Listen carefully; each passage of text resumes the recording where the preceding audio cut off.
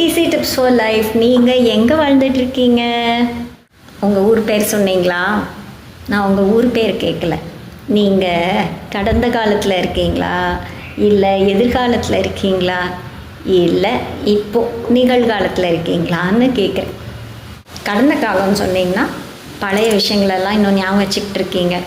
அது ஒரு குற்ற உணர்ச்சியாக இருக்கலாம், இல்லை நடந்ததையே நினச்சிட்டு உட்காந்துருக்கலாம், அவங்க நம்மளை இப்படி பண்ணிட்டாங்களே அப்படின்னு. ஸோ அது நமக்கு எப்போதுமே ஒரு நிம்மதியாக கொடுக்காது. முடிஞ்சு போச்சு, அங்கேருந்து கிளம்பி வந்துடுங்க. சரி, எதிர்காலத்தில் இருக்கேன் அப்படின்னு சொன்னீங்கன்னு வைங்க, நீங்கள் ரொம்ப ஓவர் திங்க் பண்ணுறீங்கன்னு அர்த்தம். அடுத்து என்ன நடக்கும்னு தெரியலையே அப்படின்னு. தெரியலல்ல, அதை பற்றி ஏன் கவலைப்பட்டுக்கிட்டே இருக்கணும்? கவலை மட்டுமா படுறீங்க? இருக்கிறதுல மோசமாக எப்படி நடக்கும் அப்படிங்கிறதெல்லாம் கற்பனை பண்ணி வேற பார்க்குறீங்க. ஸோ எதிர்காலம்னு சொன்னால் அங்கேருந்தும் கிளம்பி வந்துடுங்க. நிகழ்காலத்தில் இருக்கேன்னு சொல்கிறீங்களா? நீங்கள் கண்டிப்பாக சூப்பர் தான். நமக்குள்ளேயே ஒரு கிளாரிட்டி இருக்கும், தெளிவு இருக்கும், ஒரு நிம்மதி இருக்கும். அடுத்து வந்தால் பார்த்துக்கலாம் அப்படிங்கிற ஒரு தைரியம் இருக்கும், ஒரு என்ன பீஸ். ஸோ கரெக்டாக பேர் வச்சுருக்காங்க பார்த்தீங்களா?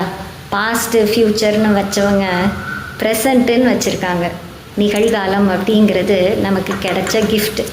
ஸோ எல்லோரும் நிகழ்காலத்துக்கு வந்துடுங்க. ஓகேவா? தேங்க்யூ. டாட்டா.